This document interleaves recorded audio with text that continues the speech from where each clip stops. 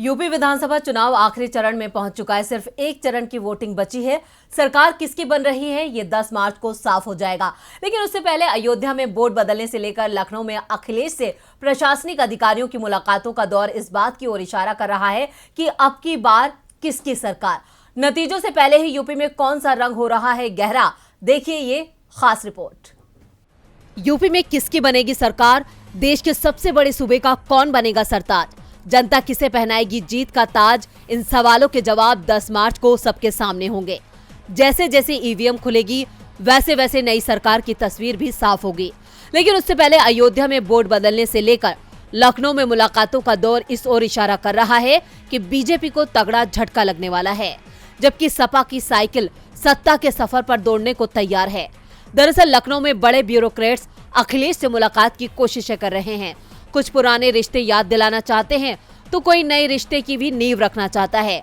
दिलचस्प बात तो यह है कि कल तक जो सीएम योगी के सबसे करीबी अधिकारियों में शामिल थे, वो अब अखिलेश यादव से एक मुलाकात करने के लिए जुगत भिड़ा रहे हैं।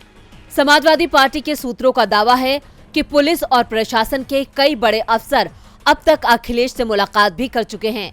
योगी सरकार में कई महत्वपूर्ण विभागों की जिम्मेदारी संभालने वाले एक सीनियर आईएएस अफसर अखिलेश से बात करने की कोशिश कर रहे हैं, जबकि सपा चीफ फिलहाल उनसे मिलना नहीं चाहते हैं।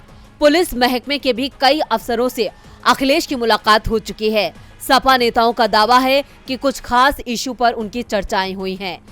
इसके साथ ही योगी सरकार में बड़ी जिम्मेदारी संभालने वाली महिला आईएएस भी सपा सुप्रीमो के संपर्क में है। अधिकारियों को लगता है कि अखिलेश दोबारा सीएम बन सकते हैं, इसलिए अभी से अपनी कुर्सी पक्की कर लेना चाहते हैं।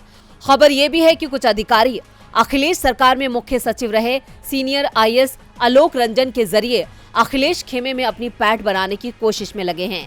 आलोक रंजन फिलहाल अखिलेश यादव के बेहद करीबी हैं और माना जा रहा है कि अगर सपा की सरकार बनती है तो उन्हें महत्वपूर्ण जिम्मेदारी दी जाएगी। अब नतीजों से पहले मिलने मिलाने का दौर तो तेज हो चुका है, जिसके बाद अटकलें भी बढ़ गई हैं कि अब की बार अखिलेश की सरकार। डीबी लाइव की रिपोर्ट।